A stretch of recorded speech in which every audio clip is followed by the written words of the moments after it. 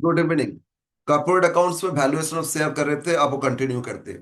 Valuation of shares में हम लोग दोनों मेथड सीख लिए थे, एक तो इंट्रिंसिक वैल्यू मेथड और दूसरा यील्ड मेथड। यील्ड मेथड में दो होता है, एक तो बेस्ड ऑन डिविडेंड और based on dividend and based on profit, ठीक है ना। अर्निंग और based on dividend last class में डिस्कस किए थे, आज हम लोग अब सॉल्व करते हैं, ठीक है। यस।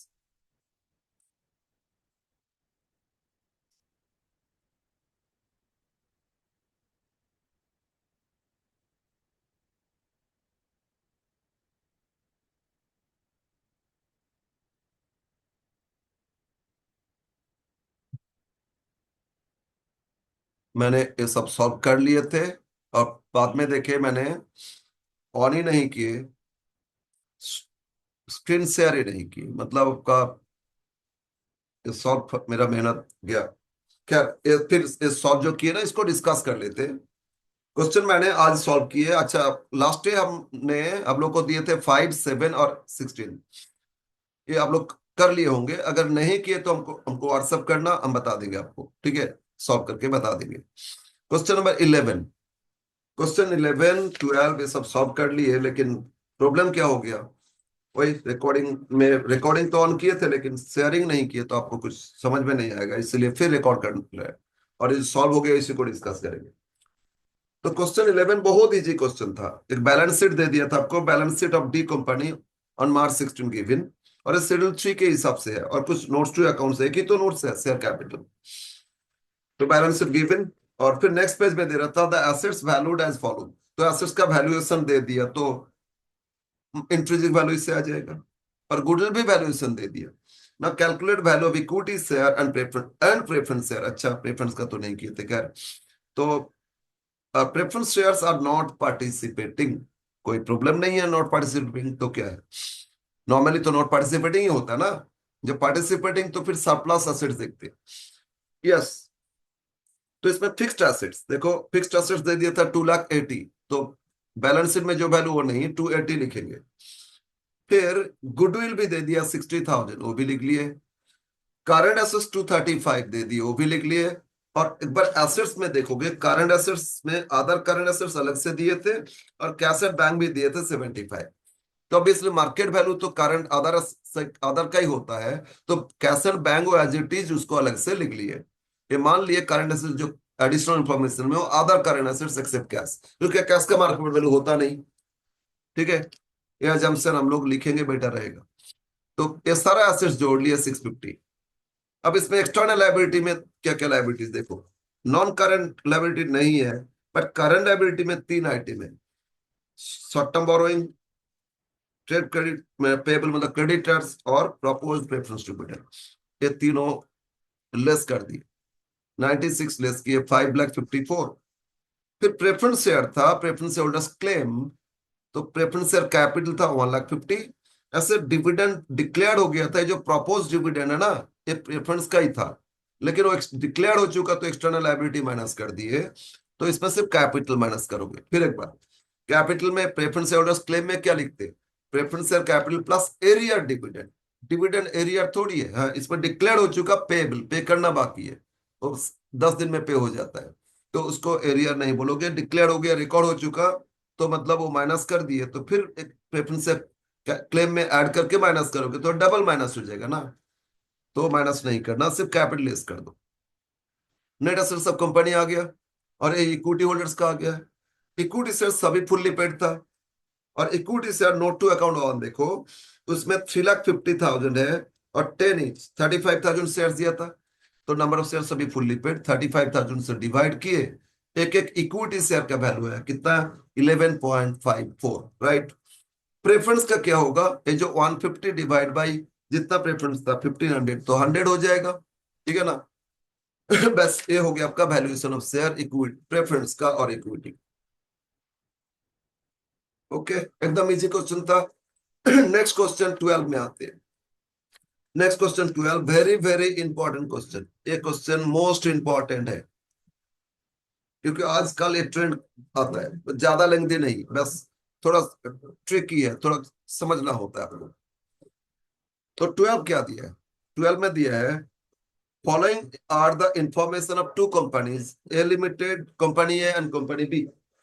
दोनों कंपनी का इंफॉर्मेशन क्या दे रहे हैं? Equity share capital, preference share capital and profit after tax.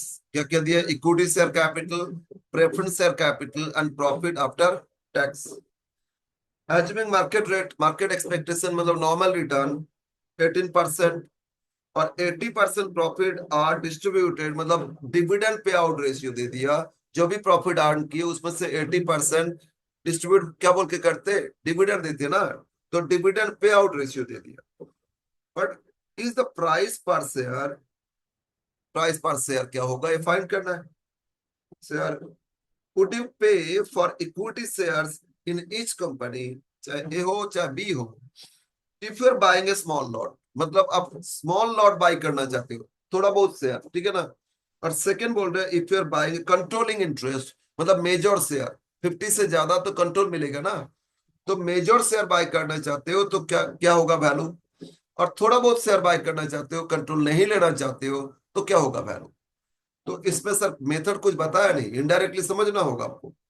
तो कैसे देखोगे, एक बार आ जाते, मैंने यील्ड मेथड जो बताए थे, ये तो क्वेश्चन सॉल्व किए थे. यस, यहाँ यहाँ देखो,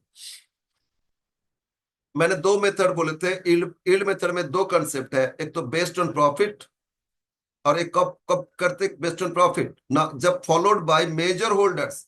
अगर आप मेजर होल्डर्स बनना चाहते हो तो आप फॉलो करोगे, या मेजर शेयर इस कंपनी में आपके पास है तो आप ये फॉलो करोगे, कंट्रोलिंग शेयर्स. और आपके पास थोड़ा बहुत शेयर्स है तो डिविडेंड बेस फॉलो करोगे, या बेस्ड ऑन डिविडेंड. देखो, डिविडेंड बेसिस कब करोगे? By minority holders. आपके पास मेजर शेयर नहीं है, आप थोड़ा बहुत शेयर होल्ड कर रहे हो, तो in such a case you should follow dividend base, right.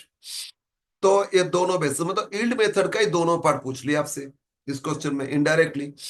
एक अर्निंग बेसिस पे, प्रॉफिट बेसिस पे, और एक डिविडेंड बेसिस पे. फिर एक बार कब डिविडेंड फॉलो करोगे? जब माइनॉरिटी शेयर, मतलब थोड़ा बहुत शेयर होल्ड करना चाहोगे या होल्ड कर रहे हो, तो आप डिविडेंड बेस पे कैलकुलेशन करोगे. और अगर मेजर कंट्रोलिंग शेयर्स है तो आप अर्निंग बेस पे करोगे, राइट. यस, तो हम लोग आप क्वेश्चन में आ जाते हैं. इसमें क्या दिया है? दो company A and B limited, right. तो इसमें फाइंड करेंगे डिविडेंड बेसिस, तो डीपीएस फाइंड करोगे, अर्निंग बेसिस तो ईपीएस फाइंड कर लोगे, ठीक है. EPS and DPS. तो दो कंपनी ए था और बी था, इसलिए दो कॉलम कर लिए. अब क्वेश्चन में देखो लास्ट में तीन दोनों कंपनी का जो इंफॉर्मेशन है पैड दे दिया. पैड मतलब क्या? Profit after tax. तो पैड से ही हम लोग शुरू करेंगे कैलकुलेशन. और दोनों कंपनी में 3 लाख है, 3 लाख एंड 3 लाख, राइट.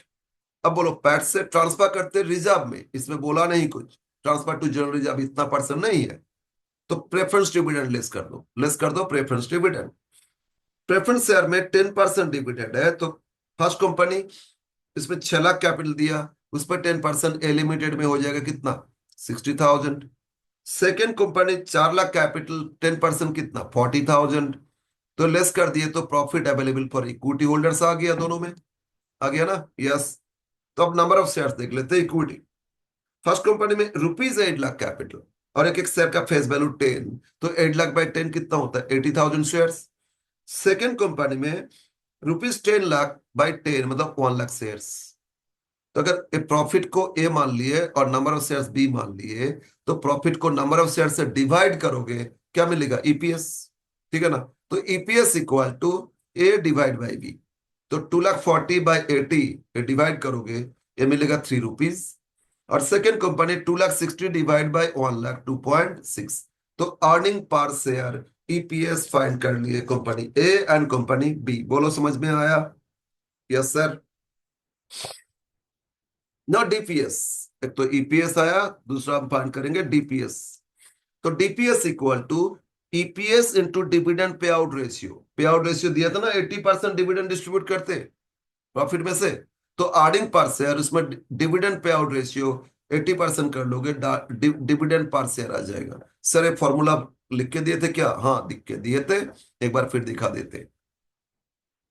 ये देखो, डीपीएस इक्वल टू, एक तो paid up capital per share into rate of dividend, लेकिन ये डिविडेंड पे आउट रेशियो है, तो EPS into dividend pay out ratio इससे आ जाएगा. Okay, DP ratio equal to dividend pay out ratio.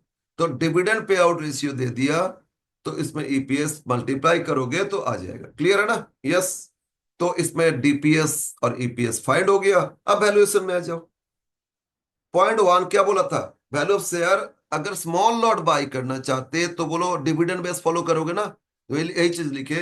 Value of shares if buying a small lot, dividend base valuation should be made.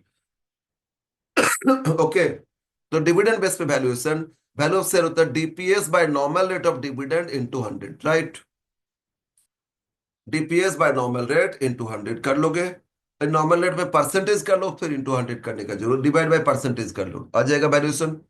तो ए limited का बोलो EPS कितना, DPS कितना 2.4। तो 2.4 और नॉर्मल रेट दे दिया था 18%, तो डिवाइड बाय 18 इंटू 100, तो वैल्यू हो गया 13.33। बी लिमिटेड का 2.08 डिवाइड बाय 18 इंटू 100, तो इसमें 11.56, राइट? ये था एक आंसर फर्स्ट पार्ट का। When buying a small lot, तो डिविडेंड बेस पे वैल्यूएशन करोगे। ए लिमिटेड का वैल्यूएशन होना चाहिए 13.33, बी का होना चाहिए 11.56, राइट? Yes sir. अब इसमें वैल्यू, अगर कंट्रोलिंग इंटरेस्ट बाय करना चाहते हैं तो इसमें based on earning based valuation should be made. Earning मतलब प्रॉफिट बेस्ड वैल्यूएशन, ठीक है ना? यस। तो valuation of share EPS by normal rate into 100, बस फॉर्मूला सेम है, उसमें डीपीएस था, इसमें ईपीएस लगा दो, ठीक है ना? EPS earning per share bye normal rate of return into 100। Sir normal rate earnings क्या है? एक्चुअली वो 18% अर्निंग्स के लिए भी डिविडेंड के लिए भी अलग से नहीं दे रहे, मतलब वही दोनों में अप्लाई कर लोगे, ठीक है ना? Yes sir. तो ए लिमिटेड में ईपीएस कितना था बोलो 3, तो 3 डिवाइड बाय 18 इंटू 100 या 16.67। ऑलवेज कंट्रोलिंग लेना चाहो कंट्रोल, तो आपको कुछ एक्स्ट्रा पे करना होगा, तभी ना कंट्रोल ले पाओगे। इसीलिए देखोगे जनरली डिविडेंड बेस से अर्निंग बेसिस पे वैल्यू ज्यादा होता है। आपको कंट्रोल लेना होगा तो एक्स्ट्रा कुछ पे करना पड़ेगा, जो मेन जो प्रमोटर है उनसे आपको लेना होगा ना, तो वो छोड़ेगा नहीं, आपको एक्स्ट्रा पे करना है। अदरवाइज वैल्यूएशन ज्यादा होता है अर्निंग बेस पे। और बी लिमिटेड का 2.6 आया था, देखो 2.6 डिवाइड बाय 18 इंटू 100, 14.44। ये था क्वेश्चन नंबर, कितना नंबर क्वेश्चन? 12। मोस्ट इंपॉर्टेंट, ऐसा क्वेश्चन आप लोगों को देता है आजकल, ठीक है ना? Yes sir. अब कुछ क्वेश्चन है, लेकिन वो क्वेश्चन हम लोग सॉल्व नहीं कर सकते क्योंकि इसमें शेयर के साथ साथ गुडविल भी वैल्यूएशन है। बट ये सारा जो जिसमें गुडविल है ना, वो पहले 16 मार्क्स में, 15 मार्क्स में आता था। 15, पहले 16 होता था, फिर 15 किए थे। अब इस चैप्टर को तो 10 मार्क्स में ही कर दिए। तो अब इतना लेंथी क्वेश्चन नहीं करेगा, आपसे गुडविल वैल्यूएशन करना फिर शेयर वैल्यूएशन, ये नहीं देगा। अब इसलिए अब उसको इग्नोर भी करोगे चलेगा, लेकिन गुडविल वैल्यूएशन सीखेंगे तभी वो कर पाओगे, राइट? यस। आगे बढ़ते। 14 13 ये सब गुडविल वैल्यूएशन करके आए। 15 ये सभी क्वेश्चन है। 16 तो होमवर्क पहले दिए थे ना। क्वेश्चन 17 इसमें है ये क्वेश्चन जहां गुडविल वैल्यूएशन नहीं करना आपको। यस, तो क्वेश्चन स्टार्ट करें। क्या दिया देखो, एक बैलेंस शीट दे दिए भी लिमिटेड का। इसमें कुछ करेक्शन करोगे, लाइबिलिटी साइड जब प्रोविजन फॉर टैक्स है ना, वो अमाउंट कॉलम में आ गया और अमाउंट एसेट साइड में आ गया, वो लाइबिलिटी में ही हो जाएगा, राइट? और इसमें कुछ मिस्टेक था, प्रोबेबली हम करेक्शन किए या नहीं याद नहीं आ रहा है। आंसर में और कुछ नहीं। तो वैल्यूएशन करते। वैल्यूएशन करने के लिए नीचे और क्या दे, एक तो बैलेंस शीट दे दिए, इंट्रिंसिक वैल्यू कर ही सकते हो। एडिशनल बोल रहा था net profit before tax of last 3 years का, तो एवरेज प्रॉफिट आ जाएगा, तो पैट मिल जाएगा। पैट मिल गया तो ईपीएस आ जाएगा, ईपीएस आ गया तो अर्निंग बेसिस पे वैल्यूएशन भी कर सकते हैं, मतलब इंट्रिंसिक वैल्यू भी मिल सकता है, यील्ड वैल्यू भी फाइंड कर सकते हो, राइट? और फिर बोला है ये सब एसेट्स का कुछ रिवैल्यूएशन दे दिया तो इंट्रिंसिक वैल्यू में आएगा। एवरेज यील्ड मतलब normal return on capital employed दे दिया, नॉर्मल रिटर्न दे दिए। गुडविल भी दे दिया वैल्यूएशन, वो तो इंट्रिंसिक में काम में आएगा। और company transfer 20% profit to reserve fund, वो अर्निंग बेसिस पे टोटल प्रॉफिट पैड, उसमें से ट्रांसफर टू रिजर्व, फिर डिस्ट्रीब्यूटेबल प्रॉफिट आता है ना। यस। और टैक्स रेट दे दिया कितना परसेंट? 50%, क्योंकि प्रॉफिट बिफोर टैक्स था। तो इस लास्ट क्वेश्चन देखो, पैट प्रॉफिट आफ्टर टैक्स दिया था, इसमें बिफोर टैक्स, तो क्वेश्चन में कहां से स्टार्ट हो रहे हैं उसके हिसाब से आपको कैलकुलेशन करना होगा। ईबीडीआईटी से मैंने ऐसे बताए थे, ईबीडीआई से टी से स्टार्ट किए थे, ईबीआईटी से फिर देखे, है ना? तो यहाँ यहाँ ईबीटी से देखोगे, अर्निंग बिफोर टैक्स से देखोगे। Find the value of each share under fair value method. Very good. Fair value मतलब क्या है? इंट्रिंसिक वैल्यू भी करोगे, यील्ड वैल्यू भी करोगे, फिर एवरेज करोगे, राइट? तो इस क्वेश्चन को सॉल्व कर लेते हैं। Question number 17, first method intrinsic value.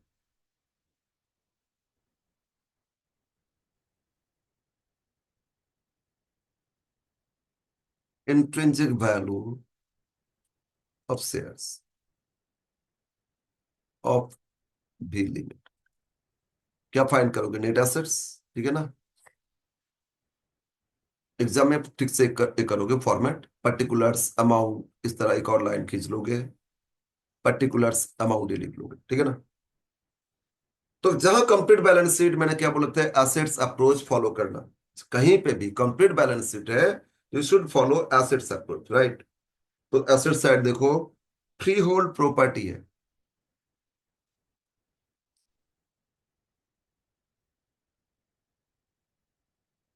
Free hold property ऐसे तो बैलेंस शीट में 120 दिया था वो बुक वैल्यू, बट नीचे देखो एडिशनल इंफॉर्मेशन।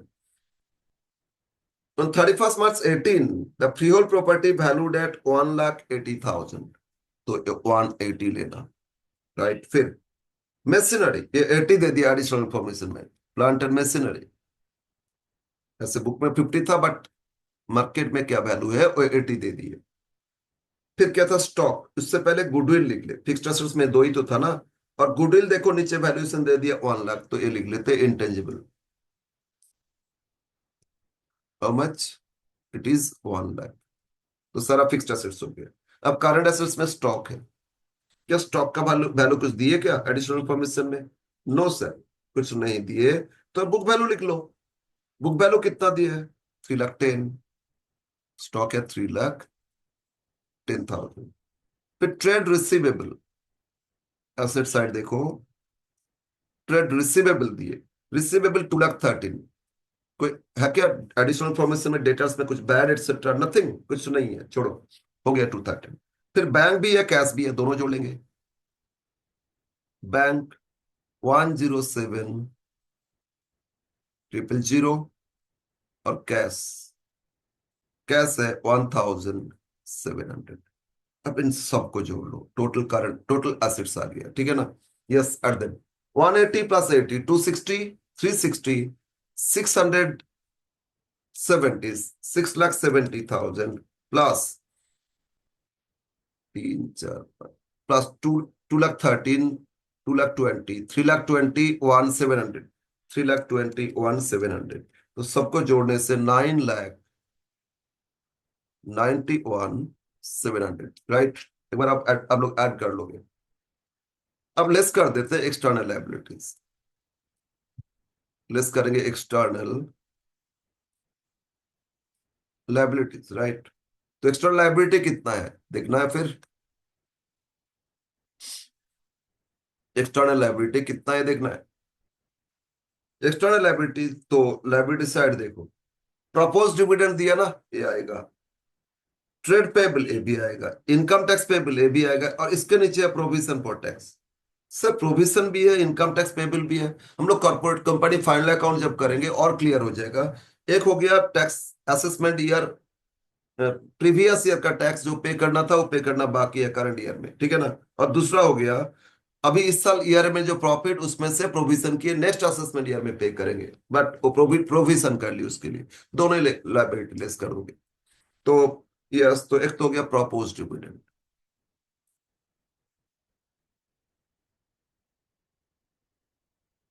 प्रपोज डिविडेंड कितना दिया है? Propose dividend is 34,000। नेक्स्ट क्या है? Trade payable. ट्रेड पेबल कितना? Trade payable is 93,700। और क्या? Income tax payable. Income tax payable 11,500। और provision for tax, tax provision 82,500, right? तो इन सबको जोड़ो, इन सबको जोड़ के आउटसाइड माइनस कर दोगे, ठीक है? तो ऐड कर लेते हैं। 34,000 plus 93,700 plus 11,500 plus 82,500, right? Total comes to 2,21,700.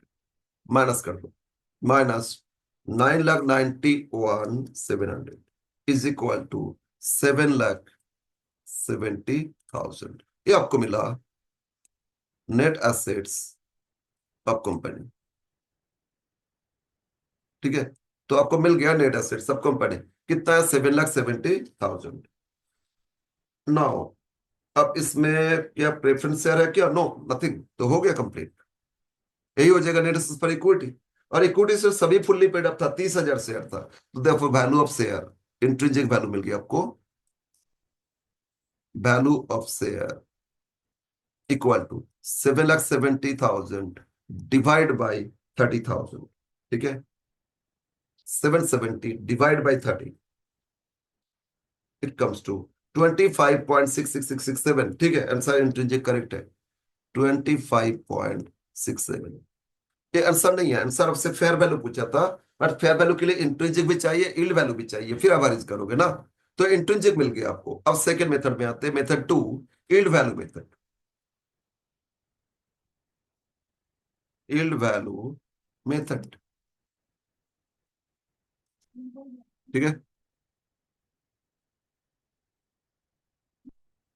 Yield value method तो देखो, नेट प्रॉफिट 3 साल का दे रहे हैं और प्रॉफिट ऑलवेज अपवर्ड ट्रेंड है। इसमें यील्ड वैल्यू में आंसर श्योर गलत होगा, वो सिंपल एवरेज किए होंगे, but we should follow weighted average क्योंकि प्रॉफिट अपवर्ड ट्रेंड है। तो प्रॉफिट बिफोर टैक्स दिया था, तो लिखो weighted average profit, weighted average profit before tax. Sir क्यों वेटेड करेंगे? वेट तो कुछ बताया नहीं। Actually profit always upward trend है, ऑलवेज अप होते जा रहे हैं या ऑलवेज डाउन है, तो वेटेड एवरेज करोगे। वेट नहीं दिया तो वेट ऐसे लेना, first year weight 1, second year weight 2, third year weight 3, इस तरह लेना। और अगर आपको प्रॉफिट फ्लैक्चुएट कर रहे हैं, आप भी गया फिर आप गया लेकिन बाद में डाउन चला गया, फ्लैक्चुएशन है, तो इसके इसमें सिंपल एवरेज करोगे, राइट। तो क्या रूल्स है? ऑलवेज अपवर्ड ट्रेंड, मतलब आप होते जा रहे हैं, ऑलवेज सब अपवर्ड ट्रेंड है या डाउनवर्ड ट्रेंड है, तो वेटेड एवरेज लेना। First year weight 1, second year weight 2, third year through इस 3, इस तरह, ठीक है ना। यस, तो देखो इसमें फर्स्ट ईयर में 1,38,000, सेकेंड ईयर में 183 और थर्ड ईयर में 198, 97, तो ऑलवेज अप है ना। तो फॉलो क्या करोगे? वेटेड एवरेज करोगे, राइट। तो इसमें वेटेड एवरेज कर रहे हैं। फर्स्ट ईयर कितना था? 1,38,000। इसमें वेट क्या लेंगे? 1 प्लस। सेकेंड ईयर 183, इसमें वेट लेंगे 2। थर्ड ईयर 197, ऑलवेज अप है ना, इनटू वेट क्या लेंगे? 3, divide by summation of weight 1 plus 2 plus 3। अब जो आएगा that should be your weighted average profit, right. Yes sir. तो कैलकुलेशन कर लेते, रफली इधर एक बार टोटल कर लेंगे, लिख लेंगे, ठीक है।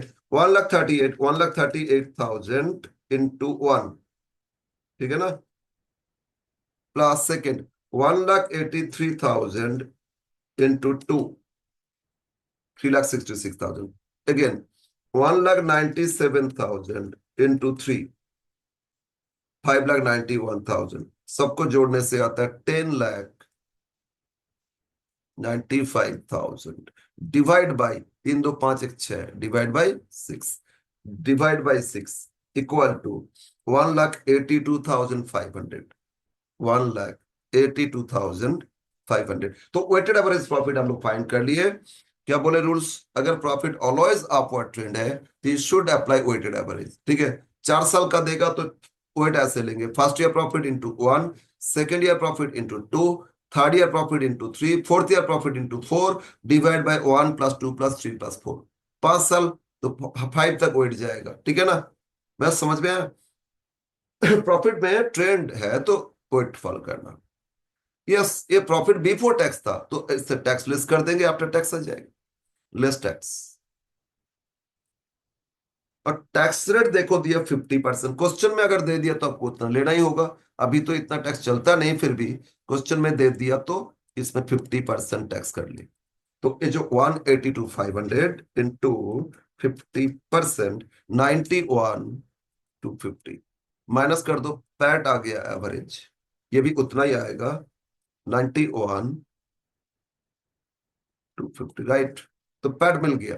अब क्वेश्चन में देखो last, the company transfer 20% profit to reserve fund. ये जो पैट है इसमें से रिजर्व में ट्रांसफर कर दो, इसमें बोल दिया, क्वेश्चन बोलेगा रिजर्व में ट्रांसफर करना है तभी करोगे, नहीं बोला तो पैट से सबसे पहले माइनस करोगे प्रेफरेंस डिविडेंड, अगर प्रेफरेंस है तो फिर उसको जो भी आया उसको नंबर ऑफ शेयर से डिवाइड करोगे, ईपीएस, या उससे expected rate of earning find करोगे, ठीक है ना। यस। तो इसमें हम लोग, पैट आ गया तो लेस कर देते प्रेफरेंस डिविडेंड, है क्या प्रेफरेंस शेयर, नो, तो फिर लेस नहीं करना है, प्रेफरेंस डिविडेंड है नहीं, sorry, less transfer to reserve, sorry sorry, reserve में ट्रांसफर किया ना, वो कर देते, ट्रांसफर टू रिजर्व। क्या बोला ना, company transfer 20% profit to reserve fund, तो जो 91 250 आया, इसमें 20%, ठीक है ना, 91 250 इंटू 20%, दैट इज 18,000, 18,250, ये रिजर्व में ट्रांसफर कर दी, तो माइनस इक्वल, तो 73,000, ये हो गया डिस्ट्रीब्यूटेबल प्रॉफिट। और जब प्रेफरेंस नहीं है वही इक्विटी का, तो profit available for equity holders, ठीक है, यस सर। अब इससे वैल्यूएशन करेंगे, therefore EPS equal to, total share fully paid है ना, तो ईपीएस कर लो, सभी शेयर फुल्ली पेड है तो ईपीएस करो, तो EPS equal to 73,000 by number of shares, company में 30,000 इक्विटी शेयर्स था, 73,000 divided by 30,000 is equal to 2.433, 2 decimal ले लेते, तो ईपीएस कितना है, 2.43, राइट।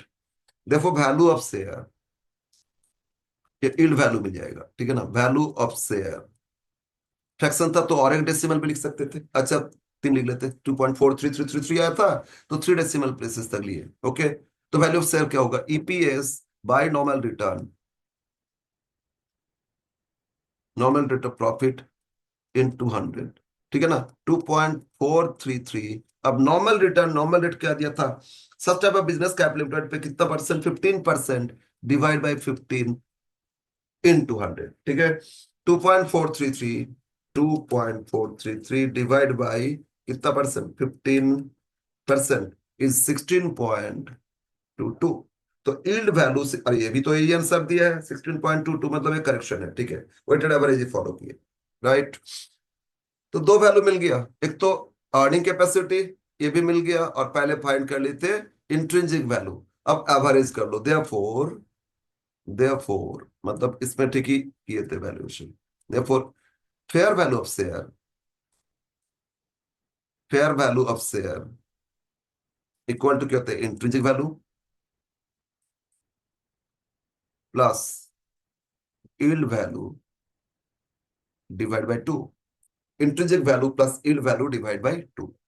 अब बताओ इंट्रिंसिक वैल्यू कितना फाइंड किए थे, इंट्रिंसिक फाइंड किए थे 25.67, इट वाज 25.67, यील्ड वैल्यू कितना फाइंड किए, 16.22 डिवाइड बाय 2, ठीक है ना, तो 16.22 plus 25.67 yes divide by 2 is equal to 20.94595 लिख सकते, 20.95। अब ये आ गया आपका आंसर, क्योंकि फेयर वैल्यू पूछा गया था आपसे, तो फेयर वैल्यू देने से लेंथी इसीलिए हो जाएगा, आपको दोनों मेथड से करना है, फिर एवरेज करना, ठीक है ना, पहले इंट्रिंसिक फिर यील्ड, फिर इसके बाद एवरेज कर लोगे। Complete question, clear. ये चैप्टर इजी है, उतना टफ नहीं है, इससे बहुत सारे फॉर्मूला है, क्योंकि इंट्रिंसिक में 4 कंसेप्ट आया था, इसके बाद अंदर भी दो, एक अर्निंग बेसिस, एक डिविडेंड बेसिस, कहीं पे expected rate by normal rate into paid up value, कहीं पे ईपीएस इनटू पी रेशियो, कहीं पे ईपीएस बाय नॉर्मल रिटर्न, कहीं पे डीपीएस बाय नॉर्मल रिटर्न। ये इसीलिए बहुत सारे लग रहे हैं, लेकिन प्रैक्टिस करोगे ना तो क्लियर हो जाएगा, प्रैक्टिस करोगे, फॉर्मूला देख देख के ही भी करोगे, बाद में फॉर्मूला का आइडिया हो जाएगा, तो कंप्लीट हो जाएगा, कोई प्रॉब्लम नहीं आएगा। यस सर, नेक्स्ट क्वेश्चन में भी वही गुडविल पहले वैल्यूएशन करना है, तो शुड इग्नोर इट, राइट। अच्छा sorry sorry sorry, next question में गुडविल तो दे दिया है, तो एक तो कर सकते, 18 हम लोग कर सकते, ठीक है ना, 18, 18 ऐसा ही क्वेश्चन है, ओ ओ ओ 18 ऐसा है, लेकिन यहाँ फिर भी कुछ कैलकुलेशंस है, प्रॉफिट में कुछ कैलकुलेशंस आएगा, ठीक है ना। कर लेते 18, 18 करेंगे। ठीक है, ज्यादा क्वेश्चंस तो और नहीं है। 18, 19 और फिर 20, 21। 18, 19, 20, 21, चार ही तो क्वेश्चंस करोगे, बस से हो जाएगा। इसमें फिर गुडविल अगर है 19 में क्या, सॉरी, ना ना 19 भी हो जाएगा। 20 में इग्नोर बोल दिया गुडविल, आगे सभी क्वेश्चन हो जाएगा। मतलब 18, 19, 20, 21, ये चारों कर सकते हो, ठीक है ना। ये चारों कर लेते। Question number 18।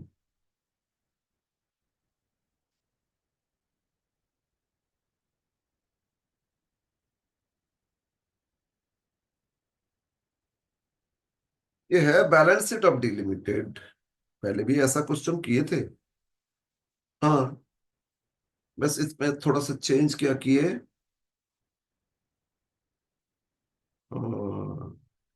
कितना नंबर क्वेश्चन, रहने दो रहने दो। क्वेश्चन नंबर 18 तो एडिशनल इंफॉर्मेशन पढ़ो।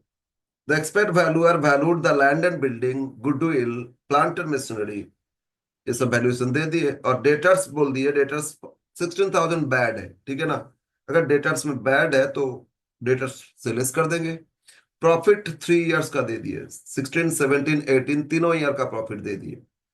फिर ये बोल रहा है company follows the practice of transferring 25% profit to reserve, जैसे अभी किए थे। जो पैड आया था ना उसमें से ट्रांसफर किए 20% प्रॉफिट टू रिजर्व, इसमें 25% ट्रांसफर बोल दिए। तो ये यील्ड वैल्यू के लिए कम में आएगा, ठीक है ना। फिर बोल रहे हैं सिमिलर टाइप कंपनी जो नॉर्मल रिटर्न दे दिए कितना, 10%। और फिर एक चीज और बोला, ये यही है, यहीं पे थोड़ा डाउट स्टूडेंट्स को होता है। प्लांटर मशीनरी बिल्डिंग, इसमें डिप्रिसिएशन चार्ज करना 15%, 10% respectively.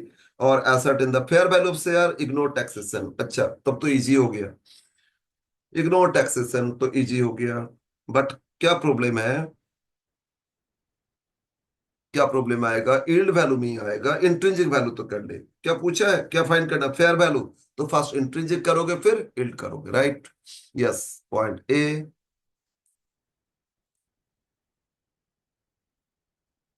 Intrinsic value of share of company D limited.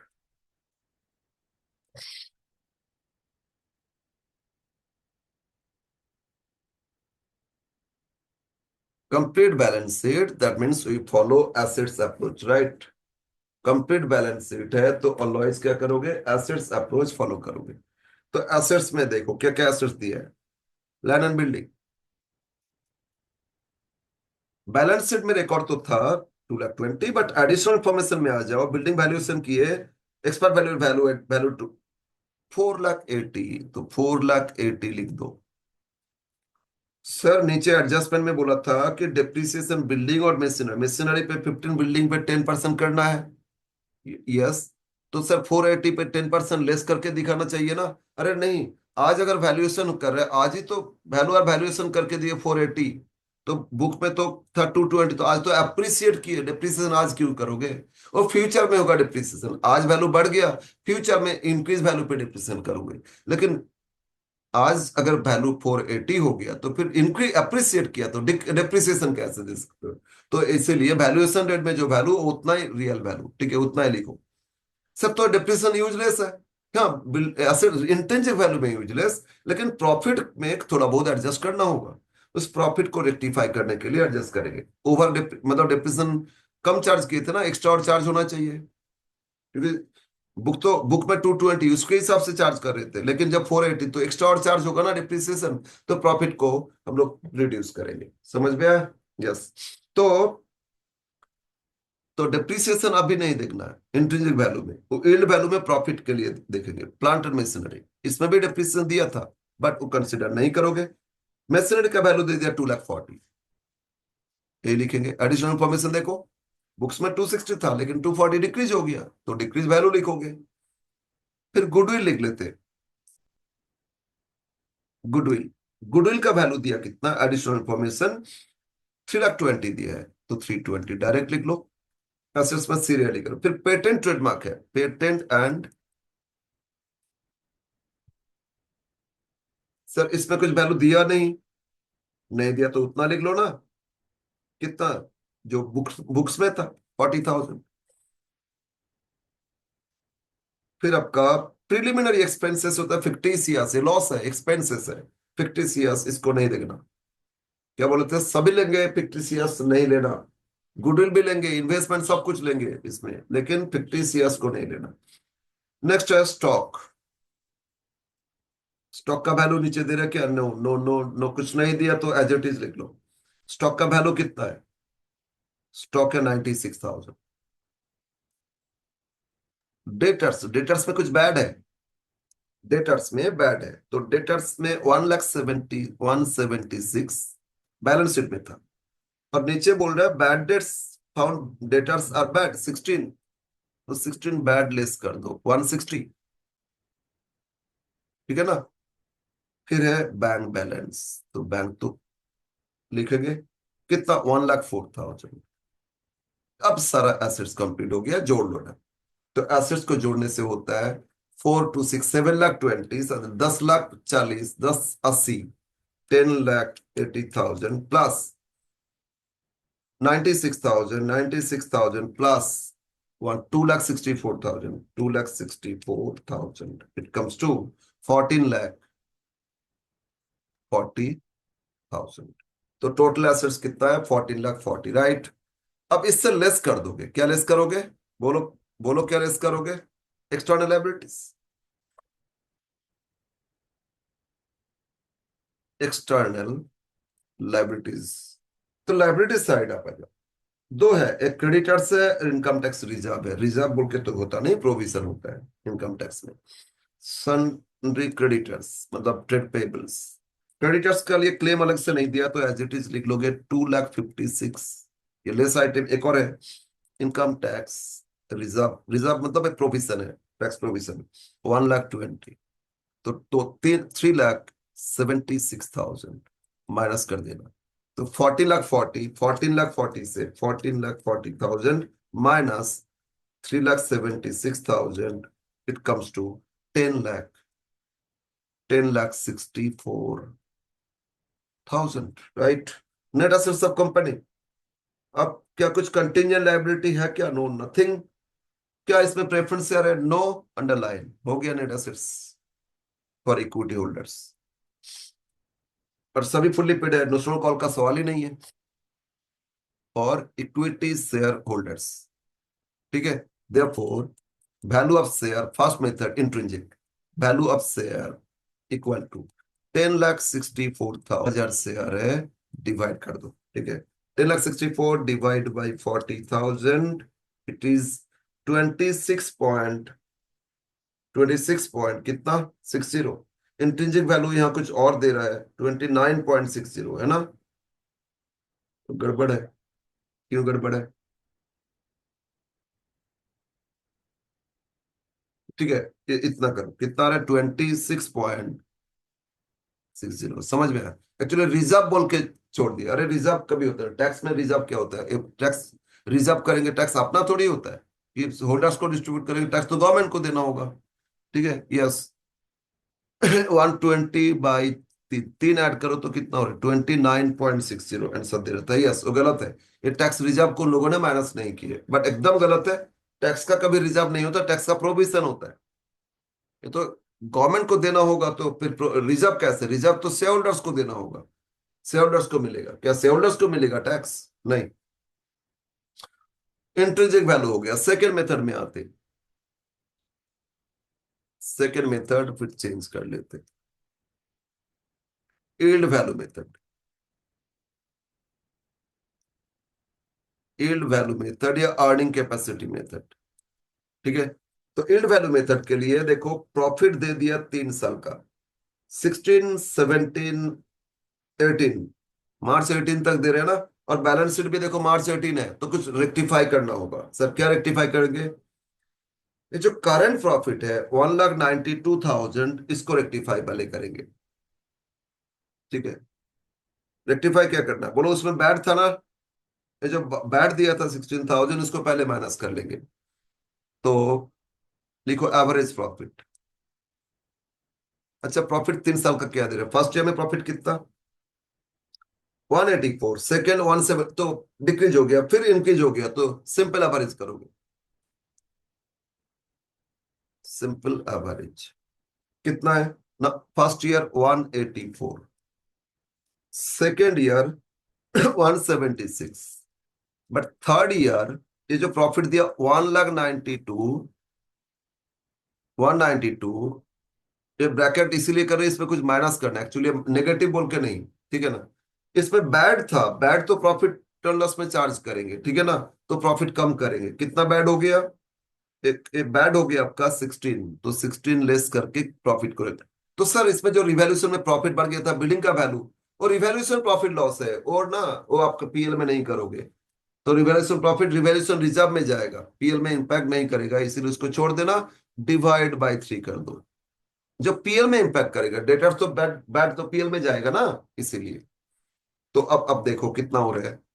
Third year का प्रॉफिट को लेस करो पहले एक बार। अच्छा सभी जोड़ लेते ना, 1,84,000 प्लस 1,76,000 प्लस 192,000, इसमें माइनस कर देते 16,000। 3 साल का profit 5,36,000 divide by three, it comes to 178, 1,78,667, right. अब इसमें डिप्रिसिएशन एडजस्ट करेंगे। तो बोलो, बिल्डिंग का value, fuel property sorry building 2,20,000 balance sheet में था, हो गया कितना? 4,80,000, बढ़ गया ना, तो एक्स्ट्रा डिप्रिसिएशन चार्ज करना होगा, मतलब डिप्रिसिएशन एक्स्ट्रा चार्ज करना होगा। किस पे चार्ज करना होगा? बिल्डिंग पे।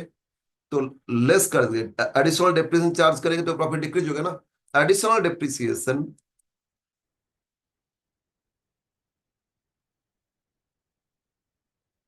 Additional depreciation on land and building, कितना एडिशनल?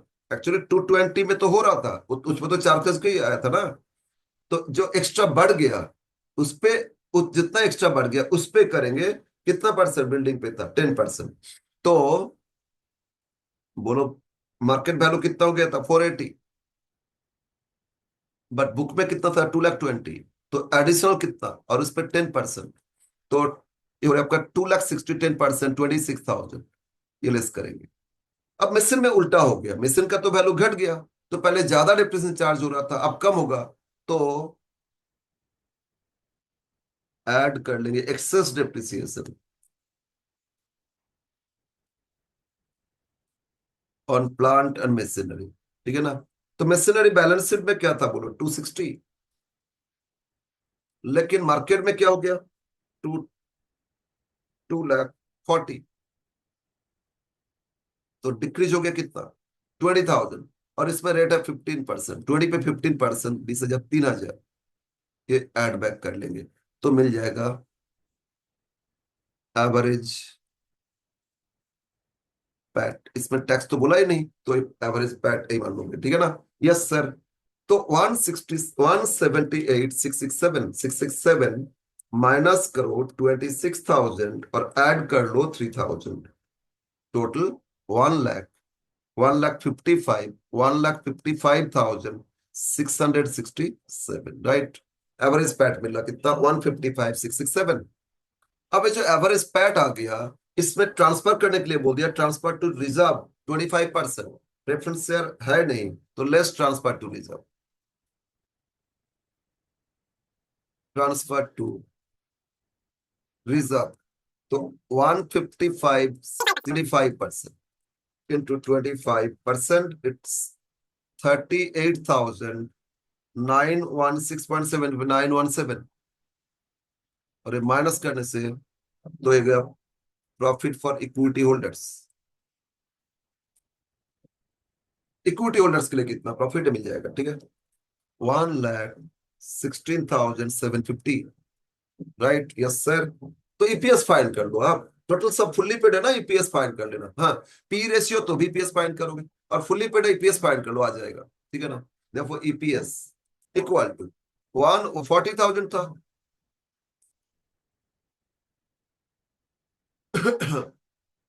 2.918, 2.919, 92 भी लिख सकते हैं, ठीक है ना। 2.92 भी लिख सकते हो, नो प्रॉब्लम। देखो value of share, value of share, अभी शादी का माहौल चल रहा है, सभी पूरा इंडिया में लाखों, कितना लाख शादी हो रही है इस सीजन में। Value of share 2.919 divide by, हम direct formula by normal rate of return. Normal return कितना परसेंट दिए थे? Normal return 10%, divide by 10, 29.1। देखो इन वैल्यू इतना ही दिया है। देयरफॉर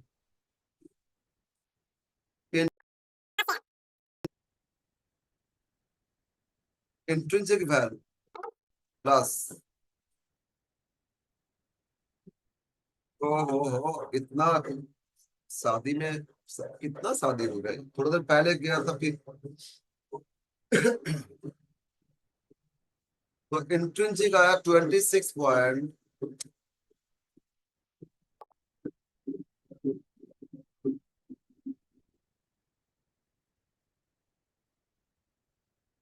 और डिवाइड बाई 2,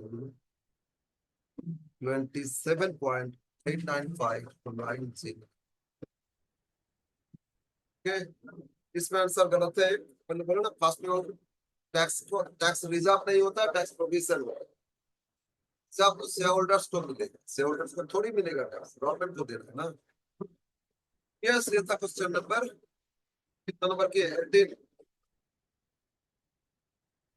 19 ये आप लोग कर सकते हैं, 19 आप लोग कर सकते हो। इजी है, इसीलिए वो आपके लिए होमवर्क रख रहे हैं। जैसे किए ना ऐसा ही क्वेश्चन, एकदम ऐसा ही क्वेश्चन, इसीलिए क्वेश्चन को नहीं करेंगे, आप लोग करके रखेंगे। मतलब 18 19 एक ही जैसा है, इसीलिए आप लोग अब नहीं करेंगे। उल्टा 19 और इजी है। क्या बात है, इतना शादी में नया नया शादी है ना, ट्राई कर लिया। घर के पीछे से मेन रोड है, मेन रोड से जब जाते हैं तो फिर ये आवाज आई।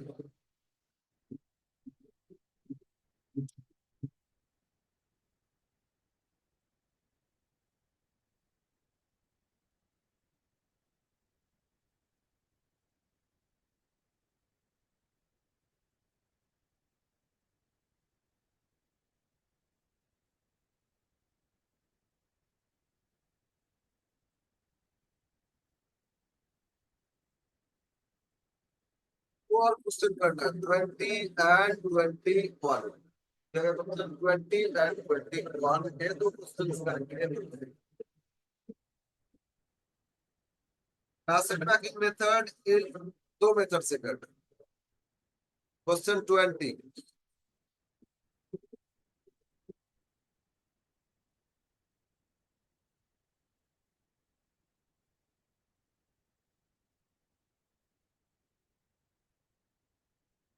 20 देखोगे, इसमें बोल दिया, एकदम लास्ट पढ़ो।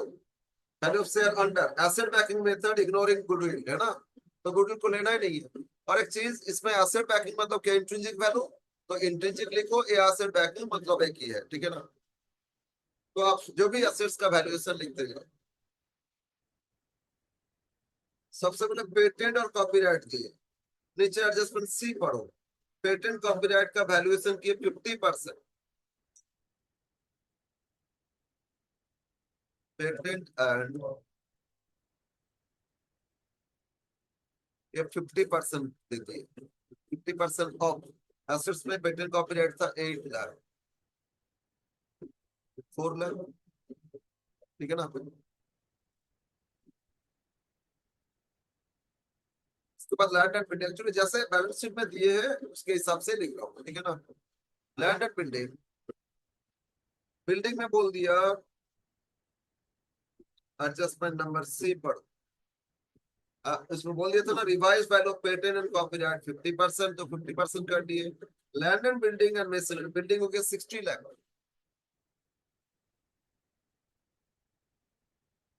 प्लांट एंड मशीनरी मिसनरी था 48 लाख, बट एडिशनल इंफॉर्मेशन में दे दिया 52 लाख। ठीक है, यस सर। नेक्स्ट मिसनरी के बाद स्टॉक है, पहले इन्वेस्टमेंट लिख लो, नॉन करंट जितना। इन्वेस्टमेंट ऐसे तो कॉस्ट दिया था 6 लाख, लेकिन एडिशनल इंफॉर्मेशन में क्या इन्वेस्टमेंट यस एडजस्टमेंट डी पढ़ो। Investment market value 7,20,000। और क्या बोले, जहां मार्केट वैल्यू दिया है तो मार्केट वैल्यू लेना। फिर इन्वेस्टमेंट के बाद स्टॉक है, स्टॉक का कुछ वैल्यू दिया क्या? नहीं सर, स्टॉक का वैल्यू नहीं दिए तो स्टॉक एज इट इज ले लेना, 24 लाख। Stock is 24 lakh. फिर है आपका डेटर्स, डेटर्स है 32 लाख, बट इंफॉर्मेशन में है ई प्रोविजन फॉर बैड डेट्स करोगे 2%, एडजस्टमेंट बोल दिया 2% करना, तो डेटर्स पे 2% करेंगे। बट एक चीज देखोगे, लाइबिलिटी साइड भी प्रोविजन फॉर बैड डेट्स बोला 1,20,000 था, बट वो इरेलीवेंट हो जाएगा जब बोल दिया डेटर्स पे प्रोविजन कितना करना है 2%, तो डेटर्स पे 2% लेस करके लिख देंगे। ठीक है ना? तो 32 लाख डेटर्स इंटू कर लेंगे 98%। सर 2% करके लेस कर दो या 98% कर लो, एक ही बात है, 2% कम हो गया ना। तो 32 लाख इंटू 98%, तो 31 लाख, 31 लाख 36,000। ठीक है, डेटर्स हो गया। अब फिर बैंक, बैंक बैंक में कितना दिया 6,40,000। बैंक में कितना है 6,40,000। प्रिलिमिनरी वो तो नहीं लेंगे, हो गया आपका एसेट्स, ये सबको आप जोड़। ठीक है ना? 31,60,000 plus 6,40,000 plus 24 lakh plus 7,20,000 plus 50,60 1,12,000 था, one sorry 52 lakh plus 64 lakh, it comes to 1,84,96,000। ठीक है ना? तो टोटल एसेट्स मिल गया 1,84,96,000। अब इससे लेस कर देंगे, इससे लेस कर देंगे external liabilities.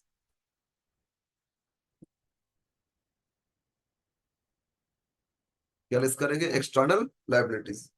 Yes, external liability के लिए क्या क्या है देखो, प्रोविजन फॉर बैड डेट्स है, लेकिन बोला ना डेटर से प्रोविजन कर लिए थे, एडिशनल इन्फॉर्मेशन के हिसाब से बस उतना ही। सन्डे क्रेडिटर्स, क्रेडिटर्स है कितना 20,40,000। इसमें कोई एडजस्टमेंट नहीं है, इतना ही लिख लिया। ठीक है ना? Next,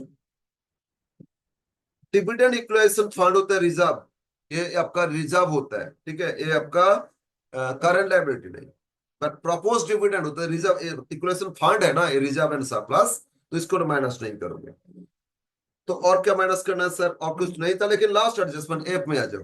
the balance sheet of December 30 June does not contain a provision for income tax which are estimated 3 lakh. तो प्रोविजन फॉर टैक्स रिकॉर्ड नहीं था, तो ये करेंगे प्रोविजन फॉर टैक्स, ये लायबिलिटी होता है ना? कितना का 3 लाख, तो 23,40,000 माइनस कर दो, आ गया नेट एसेट सब कंपनी, बट अंडरलाइन नहीं करना, कुछ आगे और ऐड करेंगे।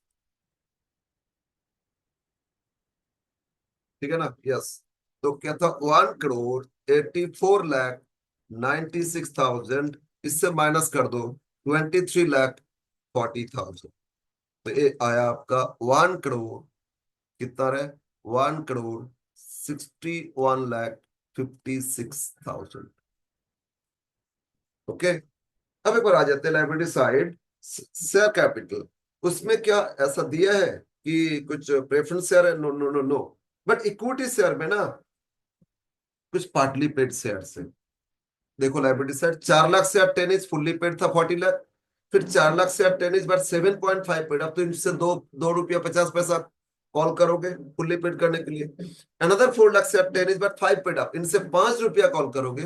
पार्टली पेड रहने से नोशनल कॉल होता है ना, तो नोशनल कॉल आप जोड़ेंगे इसमें, एंड नोशनल कॉल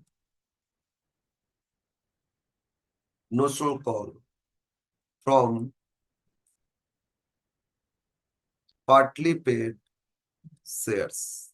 ठीक है, तो पार्टली पेड शेयर्स है कितना, एक तो 4 लाख,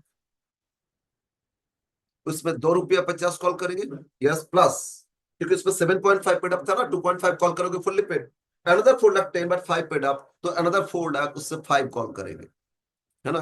तो 4 लाख 2.5 10 लाख, और 4 lakh 5 20 lakh, 20 + 10 30 lakh.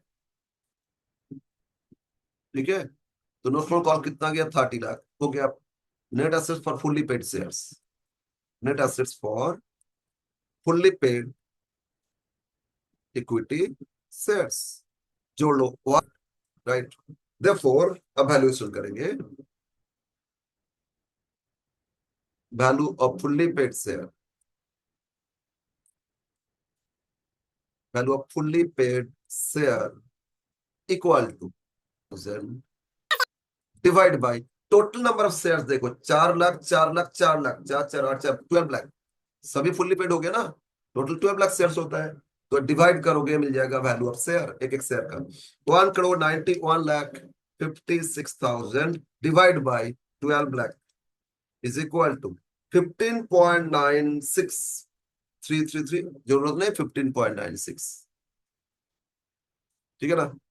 Fully paid share, value of partly paid share, partly paid 5 paid up था, तो फुल्ली पेड वैल्यू कितना है 15.96, लेकिन उनसे देखो 2 रुपीज 50 पैसा कॉल किए थे, अनपेड कॉल मनी वो माइनस कर दोगे, तो इससे माइनस कर देते कितना 2.5, तो इट कम्स टू 13 पॉइंट, एक मिनट, ये कितना रहा था 13.46, 13.46, right. Again another partly paid है, वैल्यू टू 15.96 से फुल्ली पेड है, माइनस 5 कॉल माइनस कर दिए, तो 10.96, ये आंसर, ये आंसर हो गया, ये एक पार्ट का आंसर। आपसे पूछा था ना इंट्रिंसिक वैल्यू क्या होगा, एसिड बैक, तो ये आपको मिल गया एसिड बैकिंग का आंसर। हाँ, ओनली फेयर वैल्यू तो ये पार्ट ऑफ आंसर होता है, आंसर नहीं लिखते इसको ना। सेकेंड मेथड, सेकेंड मेथड है ईड मेथड, अर्निंग कैपेसिटी मेथड, ठीक है ना। बी, तो इतना इधर चले गए, अर्निंग कैपेसिटी मेथड या ईल्ड मेथड, कैसे आएगा सर। यस देखो ना, कंपनी का प्रॉफिट दे दिया ना आपको, एकदम स्टार्टिंग में देखो नॉर्मल प्रॉफिट आफ्टर टैक्स, मतलब पैट दे दिया आपको 21,60,000, जब पैट दे दिया तो फिर क्या टेंशन, ठीक है। तो पैट कितना दे दिया 21,60,000, सर इस प्रॉफिट को रेक्टिफाई करेंगे या नहीं, हम लोग मान लेंगे करेक्ट प्रॉफिट है, ठीक है ना, ये मान के चलेगा। नाउ फिर यस, और क्या करना होगा,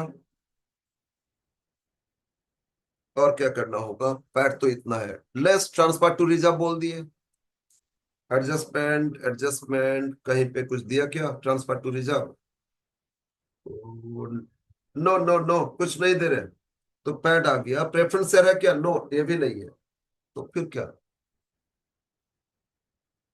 ट्रांसफर टू रिजर्व नहीं है, तो बस हो गया आपका, ये अर्निंग्स हो गया। Therefore EPS, EPS sorry EPS नहीं करोगे क्योंकि पार्टली पेड है ना, therefore expected rate of earning, इसमें आपको expected rate by normal rate into paid up value करना होगा, जहां सभी फुल्ली पेड होता है तो ईपीएस करोगे, नहीं तो ईपीएस से नहीं आएगा। Expected rate of earning equal to profit available for PAT, पार्टी पैटी हो गया available for equity holders, transfer to reserve नहीं है, प्रेफरेंस शेयर नहीं है, तो यही तो हो जाएगा ना, मतलब पैट बाय कैपिटल इनटू 100, एक बार लिख लेते, PAT divide by share capital into 100, return मिल जाएगा। पैट कितना 21,60,000 बाई, अब कैपिटल सबको जोड़ लो, paid up value, notional college में नहीं करोगे, कैपिटल कितना पेड अप था उसी पे ही तो कमाए ना, 40 30 70 20 90, 90 लाख इंटू 100, तो और आपका 4 जीरो काट देते, 216 डिवाइड बाई 900, 24%, कितना आ गया 24% एक्सपेक्टेड रेट। देखो value of share, value of share equal to expected rate of earning divide by normal rate of earning. कहीं पे भी paid up share partly paid है तो एक्सपेक्टेड बाय नॉर्मल रेट यही अप्लाई करना होगा आपको, यानी कि EPS by normal rate into 100, वो नहीं करोगे इसमें, ठीक है ना, into 100, sorry into paid up value per share,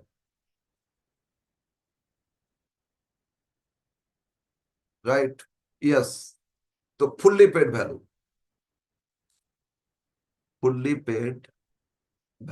तीन अलग अलग ना, एक तो फुल्ली पेड था और पार्टली पेड में दो अलग था।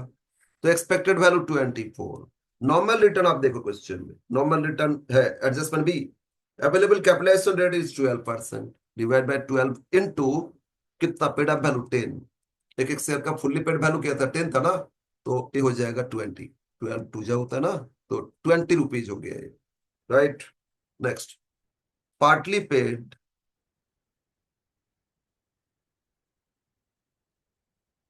पार्टली पेड वैल्यू ₹7.5 जो पेड अप था, इक्वल टू, सर 20 से माइनस करें, नहीं नहीं नहीं नहीं, expected by normal rate 24/12 into 7.5, 2 into 7.5 15, ऐसे नहीं करोगे, 20 - 2.5 नहीं करोगे ऐसे, expected rate by normal rate into paid up value per share, paid up value 10, तो 10 7.5 इंटू करोगे आ जाएगा, ठीक है ना। Partly paid value ₹5 equal to 24 expected rate, तो हो गया आपका दूसरा मेथड आंसर। अर्निंग कैपेसिटी या यील्ड वैल्यू इज 20, 15 एंड 10, देखो आंसर यही दिया है, 20, 15 एंड 10, यस। तो ये था क्वेश्चन नंबर 20, ठीक है ना। लास्ट क्वेश्चन सिर्फ हम लोग ये छोड़े जिसमें गुडविल भी कैलकुलेशन होता है, करने के बाद शेयर्स वैल्यूएशन वो हम लोग छोड़े, उतना हम इतना बोल सकते हैं, उतना प्रॉब्लम नहीं होगा। गुडविल और शेयर्स हम लोग गुडविल बाद में सीखेंगे, पहले एक बार सिलेबस कवर कर ले, क्योंकि टाइम तो ज्यादा नहीं है ना, इसीलिए। इसके बाद हम लोग कुछ लॉन्ग क्वेश्चन जो चैप्टर है वो करेंगे, ठीक है, यस। एक क्वेश्चन और कर ले, ये चैप्टर कंप्लीट हो जाएगा, दैट इज लास्ट क्वेश्चन, ये भी इंपॉर्टेंट है, ऐसा क्वेश्चन भी आया है, क्वेश्चन लास्ट 21, एकदम सिमिलर क्वेश्चन आया आया हुआ है बीकॉम में, ये सब प्रोफेशनल में आते थे, आजकल बीकॉम में भी देना शुरू किए, क्वेश्चन ज्यादा लेंथी नहीं है।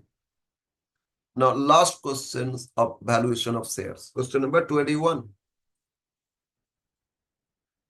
क्या दिया देखो, the following is the figures calculated the value of fully paid share 10 each, dividend yield basis, एक डिविडेंड बेसिस पे, और एक रिटर्न ऑन कैपिटल, मतलब ये जो देखो ना, कैपिटल पे रिटर्न है, कैपिटल एक्सपेक्टेड रेट कैसे फाइंड किए थे, expected rate PAT by capital in 200 capital पे रिटर्न, तो return on equity, return on capital, expected rate of return, यही है। तो रिटर्न, सॉरी सॉरी सॉरी क्या दिया था, हाँ, ये दिया था रिटर्न ऑन कैपिटल बेसिस, मतलब आपको कोई अर्निंग कैपेसिटी बेसिस, ठीक है, कैपिटल पे क्या रिटर्न मिलेगा, प्रॉफिट ही तो मिलेगा ना, यस। तो एक तो आपको बोला dividend basis, second profit basis, और मार्केट कैपिटलाइजेशन रेट कितना परसेंट, मतलब normal return is 12% both the case, right. अब क्वेश्चन में देखो 4 साल का ना प्रॉफिट दे दिया फर्स्ट कॉलम में कैपिटल, सेकंड कॉलम में पैट दे दिया, और थर्ड कॉलम में डिविडेंड रेट दे दिया। पॉइंट ए का बोला था डिविडेंड यील्ड, तो डिविडेंड बेसिस पे लास्ट कॉलम पहले करेंगे, तो लिखो best value of share based on dividend, A value of shares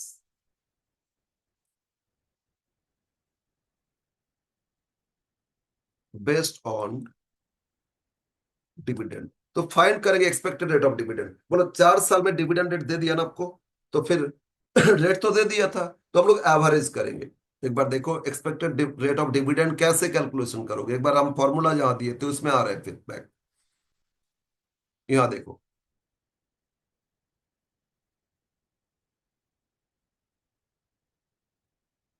rate of dividend, यहाँ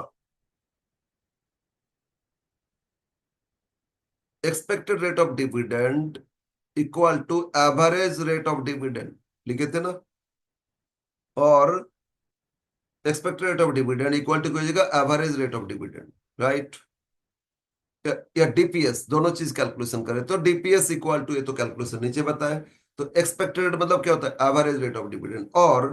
और expected rate of dividend equal to expected rate of profit ही मान लेंगे। जहां आपको डिविडेंड रेट नहीं है, एवरेज नहीं कर पा रहे, तो जो प्रॉफिट का एक्सपेक्टेड रेट होता है ना, वही आ जाएगा। तो इसमें तो डिविडेंड रेट 4 साल का दे दिया है, तो हम लोग एवरेज रेट करेंगे। अब एवरेज में मैंने दो बोले थे, एक सिंपल एवरेज और एक वेटेड एवरेज। अगर ऑलवेज अपवर्ड ट्रेंड है या ऑलवेज डाउन है रेट, तो क्या करोगे, simple average, sorry weighted average. और अगर फ्लैक्चुएट कर रहे तो सिंपल एवरेज। अब एक बार देखो इसमें, फर्स्ट ईयर 12%, नेक्स्ट 15%, नेक्स्ट 8, तो ऑलवेज ऑफ है ना, तो वेटेड एवरेज रेट। तो लिखो expected rate equal to weighted average rate. क्यों वेटेड एवरेज, वो भी मेंशन कर सकते हो, बट नहीं भी मेंशन करोगे उतना मैटर नहीं करेगा, पता है एग्जामिनर को तो पता है। तो लिखो expected rate of dividend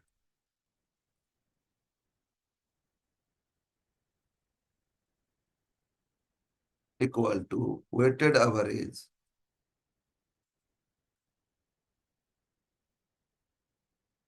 rate of dividend equal to, अब कैलकुलेशन करते हैं। फर्स्ट ईयर में जैसे 12, इसका वेट लेंगे 1, बोले थे ना 1 2 3 4 इस तरह लेंगे, 4 साल तो 1 फर्स्ट ईयर, सेकंड ईयर 2 3 4 इस तरह लेंगे।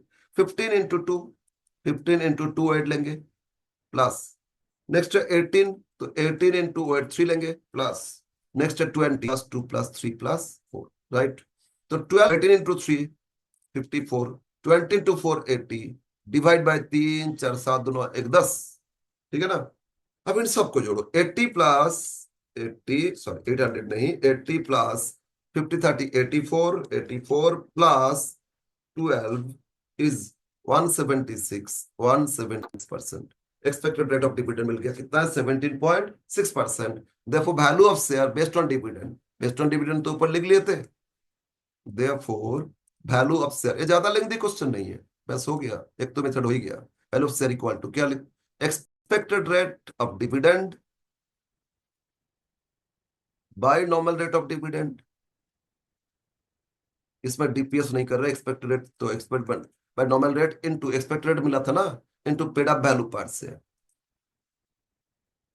ठीक है। Yes sir, expected rate as 17.6, normal rate देखो दे दिया था 12, और into 17.6 divide by 12 into 10 is equal to, अरे क्या किए, 17.6 divide by 12 into 10 is it comes to 14.66667, 14.67, ये हो गया आपका आंसर। देखोगे ये आंसर दिया हुआ था, यही आंसर है, ठीक है ना।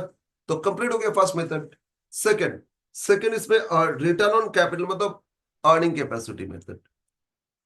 Value of shares, value of shares based on return on capital. Question में बोला रिटर्न ऑन कैपिटल, तो रिटर्न ऑन कैपिटल लिख ले, ठीक है।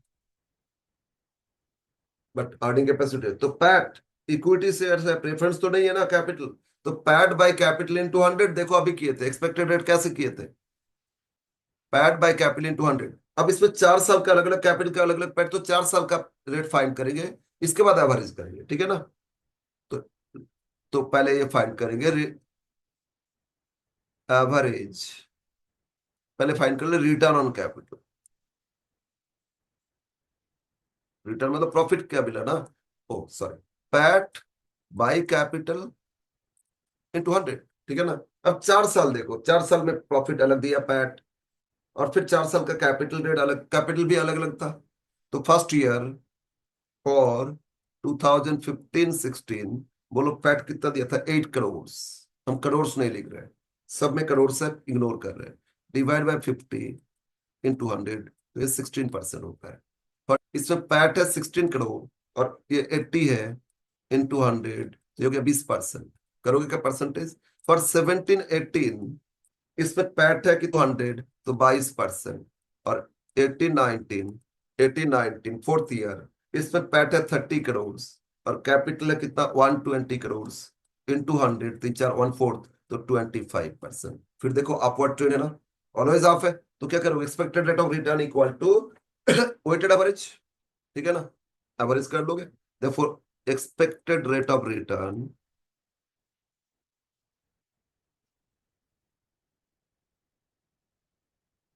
Weighted average rate. क्यों वेटेड एवरेज कर रहे हैं? प्रॉफिट ऑलवेज अप जा रहा है ना, रिटर्न रेट ऑलवेज बढ़ते ही गए इसीलिए।